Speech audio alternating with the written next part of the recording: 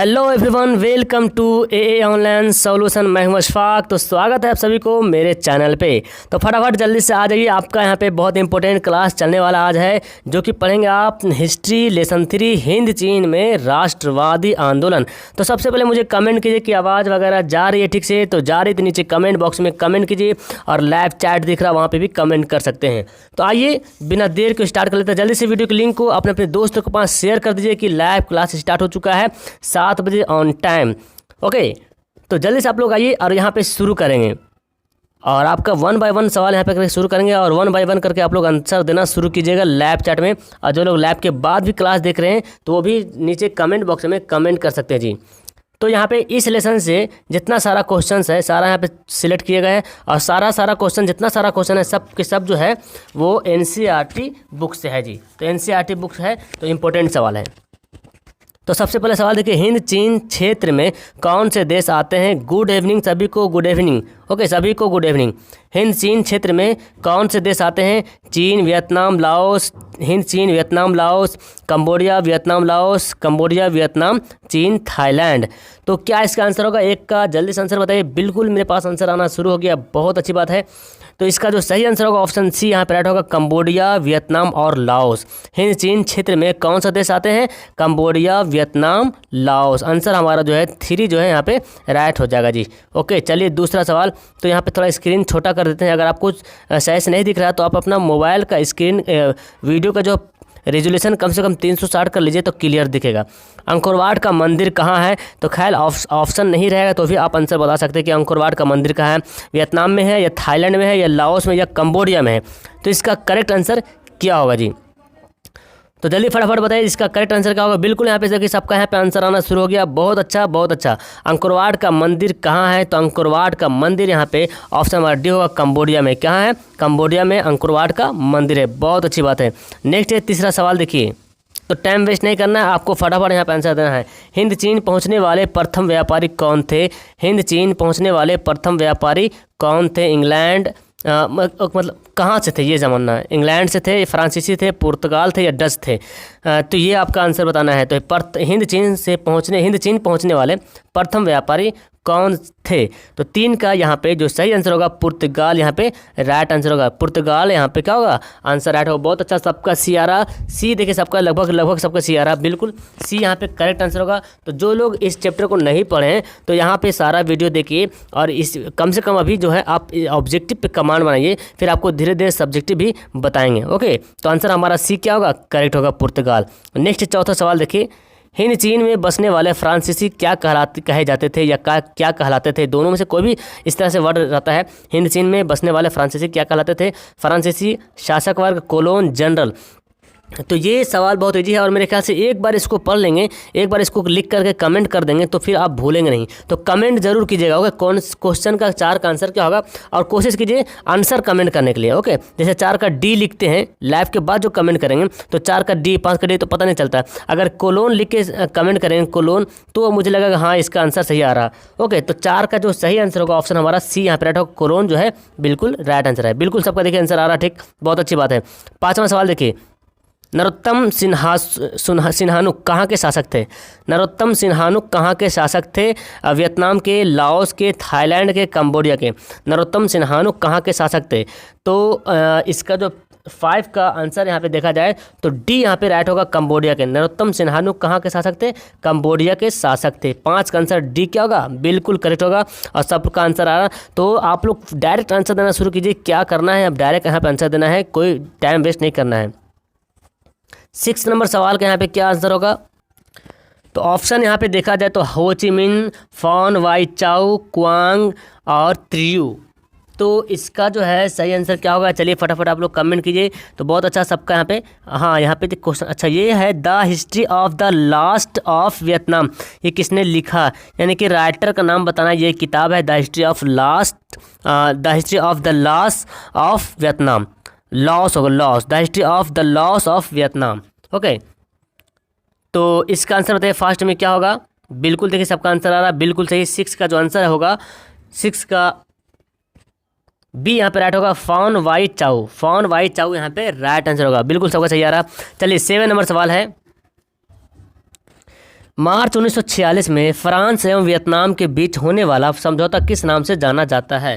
तो ऑप्शन देखिए, जिनेवा समझौता, हनोई समझौता, पेरिस समझौता, धर्मनिरपेक्ष समझौता। तो फटाफट यहाँ पे आंसर दिए, 7 का आंसर क्या होगा? बिल्कुल देखिए, आपका आंसर आ रहा 7 का, जो बी यहाँ पे राइट होगा, हनोई समझौता। ओके, मार्च 1946 में। तो याद रखेंगे, हनोई समझौता जो है 1946 में हुआ था। ऑप्शन हमारा बी यहाँ पे करेक्ट होगा जी। चलिए नेक्स्ट यहाँ पे 8वां सवाल है। 8वां नंबर सवाल देखिए, थोड़ा सा ऑप्शन में छुप गया था, मैं छोटा करता हूँ। हाँ, किस प्रसिद्ध दार्शनिक ने एक अदालत लगाकर अमेरिका को वियतनाम युद्ध के लिए दोषित करार दिया? किस प्रसिद्ध दार्शनिक ने एक आंदोलन लगाकर अमेरिका को वियतनाम युद्ध के लिए करार दिया गया था, दोषी करार दिया था? Russell, Ho Chi Minh, George Bush, Roosevelt.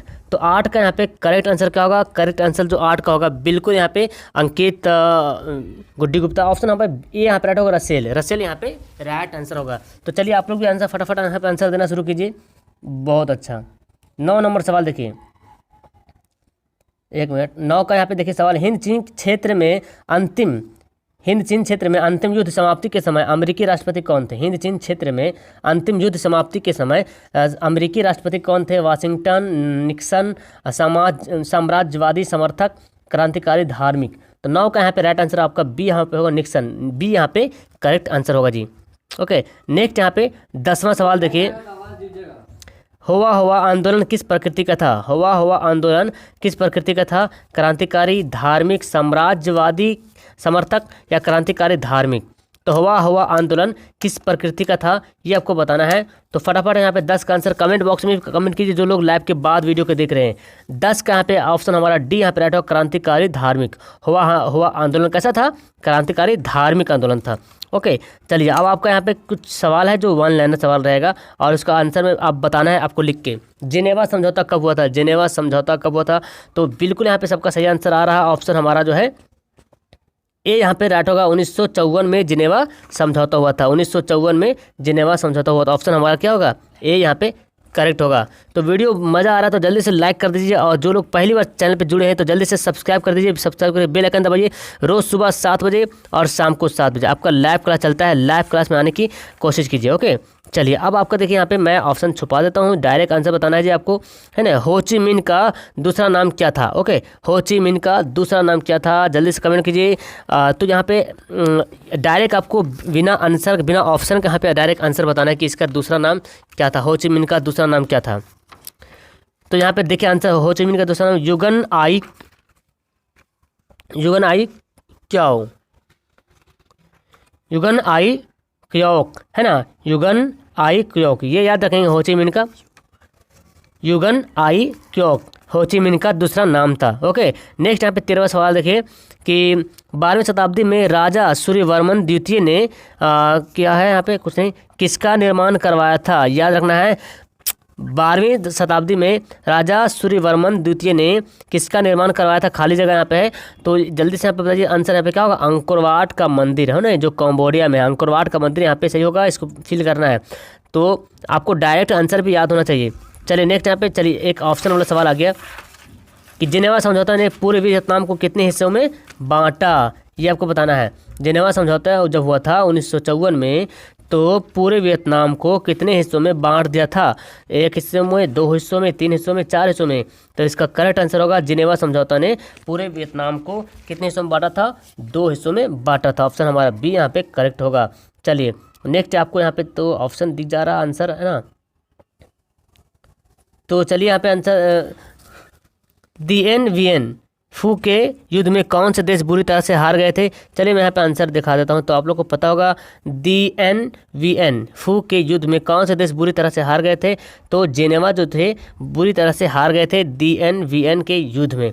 Okay, next यहाँ पे 16 नंबर सवाल देखिए, आपको स्क्रीन के सामने एकदम नीचे में दिख रहा होगा कि अनामी दल का संस्थापक कौन था? अनामी दल का संस्थापक कौन था जी? तो जल्दी से कमेंट कीजिए, 16 का करेक्ट आंसर क्या होगा? बहुत अच्छा, 16 का मेरे पास आंसर भी आ गया है। ओके, जल्दी से कमेंट कीजिए। तो 16 का यहाँ पे करेक्ट आंसर क्या होगा? आपका यहाँ पे करेक्ट आंसर वो जोंग गुएन आई, नाम देखिए कैसा है, याद रखना है, जोंग गुएन आई। जॉन गुएन आई अनामी दल के संस्थापक थे, जॉन गुएन आई। ओके, नेक्स्ट यहाँ पे आपका सवाल है कि तोकिन में फ्रांसीसी सेना का प्रवेश कब हुआ था। तोकिन में फ्रांसीसी सेना का प्रवेश कब हुआ था, तो यहाँ पे जो आंसर होगा 1783 में। ओके, तोकिन में प्रवेश, फ्रांसीसी सेना का प्रवेश हुआ था। तो इस तरह से विदाउट ऑप्शन का भी आपको बताना है कुछ सवाल यहाँ पे।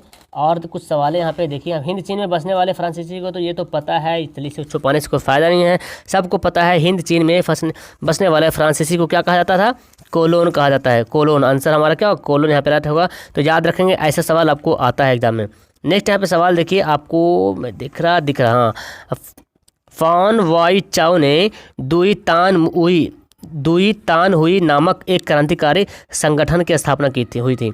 ओके, फान वाई चाओ ने दुई तान हुई नामक एक क्रांतिकारी संगठन की स्थापना हुई थी, यानी कि कब की थी ये आपको बताना है। तो डेट यहाँ पे दिया हुआ 1953 में, याद कर लेंगे 1953 में इसकी स्थापना हुई थी जी। ओके, नेक्स्ट यहाँ पे सवाल है, फान वाई चाओ ने दुई तान वाई हुई नामक एक क्रांतिकारी संगठन की स्थापना के नेता कौन थे, यानी कि इसको स्थापना करने वाला नेता कौन थे, जो 1953 में इसकी स्थापना हुई थी, तो उसके नेता कौन थे। तो आपको यहाँ देखिए आंसर दे, कुआंग जो थे इसके नेता थे। तो याद करेंगे ये सारा सवाल जो आपका एनसीईआरटी किताब का है, एनसीईआरटी किताब आप खोलेंगे तो उसी में से आपको सारा सवाल मिलेगा। नेक्स्ट, हिंद चीन क्षेत्र के अंदर कौन सा देश आता है, ये तो आपका ऑब्जेक्टिव सवाल में था, वियतनाम, लाओस और कंबोडिया, है ना। याद करेंगे ये तीनों जो थे, ये बहुत इंपॉर्टेंट सवाल एग्जाम में भी देखने को मिलता है कि हिंद चीन क्षेत्र के अंतर्गत कौन सा देश आते हैं, वियतनाम, लाओस और कंबोडिया। चलिए नेक्स्ट, अंकोरवाट का मंदिर निर्माण किसने करवाया था, तो अभी तुरंत पढ़े थे, अंकोरवाट का मंदिर का निर्माण किसने करवाया था। फटाफट यहाँ पे जवाब दीजिए सब लोग, और सब लोग कमेंट कीजिए। देखिए अपना जवाब यहाँ पे जरूर कमेंट कीजिए, बिकॉज कमेंट जब करते हैं तो लगता है कि हाँ आप लोग मतलब एक्टिव हैं, पढ़ रहे हैं ना। तो कमेंट जरूर कीजिए कि अंकोरवाट मंदिर का निर्माण किसने करवाया था। तो राजा सूर्यवर्मन द्वितीय, जो अभी शुरू में पढ़े थे, राजा सूर्यवर्मन द्वितीय जो है अंकोरवाट मंदिर का निर्माण करवाया था। नेक्स्ट, होचिमिन ने वियतनामी क्रांतिकारी दल का गठन कब किया था। होचिमिन ने वियतनामी क्रांतिकारी दल का गठन कब किया था, तो देखिए 1925 में इसका आंसर होगा, होचिमिन ने वियतनामी क्रांतिकारी दल का गठन किया था। याद करेंगे 1925 यहाँ पे राइट आंसर हो जाएगा जी।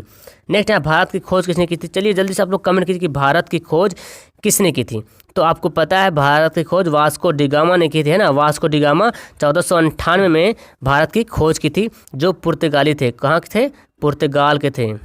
याद करेंगे। तो हिंद चीन में बसने वाला, या तो ऐसा बोलते भारत आने वाला सबसे पहला पुर्तगाल कौन था, वास्को डिगामा था। क्या होगा, वास्को डिगामा। तो चलिए इसी के साथ मैं एक और सवाल पूछता हूँ, जो आपको कमेंट बस बताना है कि अमेरिका की खोज किसने की। इसी के साथ वो इंपॉर्टेंट सवाल बनता है, ठीक है। अमेरिका की खोज किसने की थी, तो जिसको पता होगा अमेरिका की खोज किसने की, जल्दी से नीचे कमेंट बॉक्स में कमेंट जरूर कीजिएगा। नेक्स्ट 25वां सवाल है, कंबोडिया को गणराज्य कब घोषित किया गया। कंबोडिया को गणराज्य कब घोषित किया गया, तो यहाँ पे 9 अक्टूबर 1970 यहाँ पे राइट आंसर होगा। कंबोडिया को गणराज्य कब घोषित किया गया, 9 अक्टूबर 1970 को। 9 अक्टूबर 1970 को आप लोग फटाफट यहाँ पे आंसर देने की कोशिश कीजिए यहाँ पे, ठीक है। और आई थिंक अब आपका क्वेश्चन यहाँ पे ख़त्म हो गया है। तो यहाँ पे जो मैं सवाल आपसे पूछा था कि अमेरिका की खोज किसने की, है ना, अमेरिका की खोज किसने की, तो जल्दी से नीचे कमेंट बॉक्स में बताइए। बिल्कुल सबका आंसर आ रहा, बहुत अच्छा। अमेरिका की खोज किसने की, तो अमेरिका की खोज की थी बिल्कुल सही आंसर आ रहा, अमेरिका की खोज कोलंबस ने की थी। किसने की, कोलंबस ने, कोलंबस। ओके, कोलंबस ने अमेरिका की खोज की थी 1492 में, 1492 में। ओके, और 1498 वास्को डिगामा ने खोज की थी, और 1492 में कोलंबस ने अमेरिका की खोज की थी। तो आई थिंक आपको पता चल गया होगा। तो आज यहाँ पे देखें हम लोग हिस्ट्री पढ़ लिए थे, बहुत अच्छा बहुत अच्छा। तो वीडियो कैसा लगा आप लोग को, पढ़ने में मज़ा आया ना, मज़ा आया तो जल्दी से लाइक का बटन दबाइए, और जो लोग नए आए हैं तो जल्दी से चैनल को सब्सक्राइब करके बेल आइकन दबाइए। आपको रोज़ सुबह शाम 7 बजे लाइव क्लास यहाँ पे प्रोवाइड करेंगे, और मैथ का भी क्लास जल्दी से स्टार्ट करेंगे, बिकॉज कुछ लेसन पढ़ा दिए थे और कुछ यहाँ पे बाकी था। तो अभी स्टार्टिंग किए थे, लेकिन बट वहाँ पे कुछ प्रॉब्लम हो गया था, तो मैं जल्दी ही स्टार्ट करने वाला हूँ math class. Lesson wise NCERT का पूरा जो है लेसन वाइज एक एक क्वेश्चन करके मैं आपको सोल्व करवा के वीडियो अपलोड करूँगा। एक एक क्वेश्चन को सोल्व करा के आपको अपलोड करवाऊँगा, आप लोग उसको देख लेना। ओके, और कल सुबह क्या पढ़ेंगे, तो कल सुबह हम लोग मैथ पढ़ेंगे। क्या पढ़ेंगे, कल सुबह हम लोग मैथ पढ़ लेंगे। ओके, याद रखना, कल सुबह हम लोग मैथ का क्वेश्चन पढ़ेंगे, मैथ।